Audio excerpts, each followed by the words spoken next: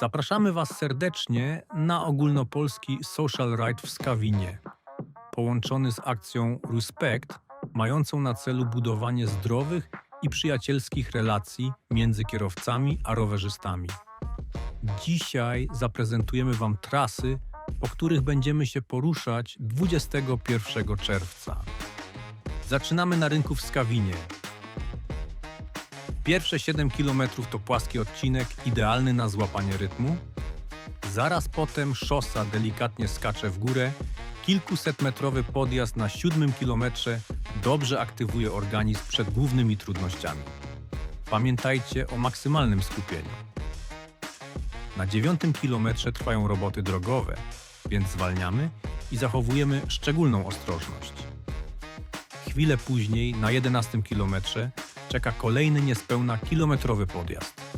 Na 14 kilometrze wjeżdżamy na drogę krajową. To tylko 700 metrów, ale wymaga pełnej uwagi i jazdy w parach zgodnie z zasadami akcji Respect.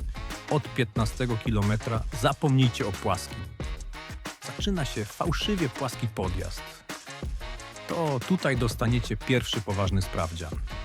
2,5 km ciągłej wspinaczki, gdzie końcówka bezkompromisowo stawia do pionu i sięga aż 20% nachylenia. Po szczycie łapiemy oddech. Czeka nas ostry zjazd i 6 km szybkiej drogi w dół.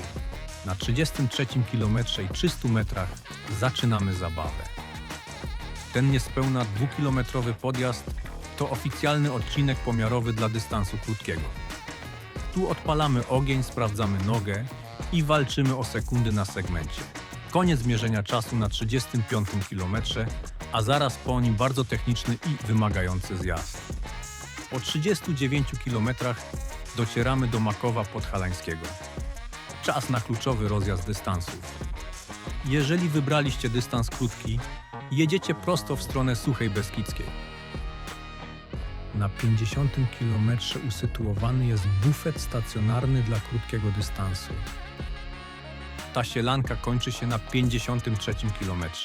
Tutaj mocno dohamowujemy i skręcamy ostro w lewo na Marcówkę.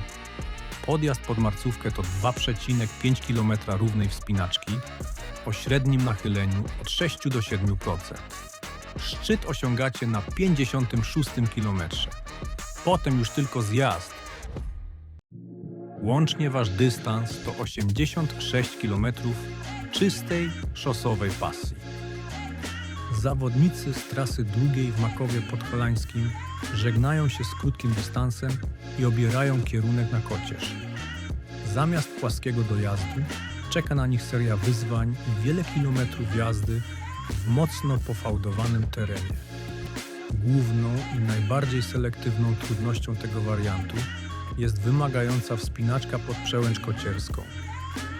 To sztywny, legendarny podjazd z nachyleniami przekraczającymi w niektórych sekcjach dwucyfrowe wartości, który z pewnością zweryfikuje formę kolarzy. Na szczycie zlokalizowana jest premia górska i bufet stacjonarny. Po przekroczeniu Kocierzy następuje bardzo szybki zjazd. Dalsza część długiego dystansu zatacza dużą pętlę i prowadzi przez kolejne chopki, by ostatecznie po kilkudziesięciu kilometrach połączyć się z zawodnikami jadącymi z krótszego dystansu. Drugi bufet dystansu długiego znajdziecie na 137 km. To prawdziwie królewski etap.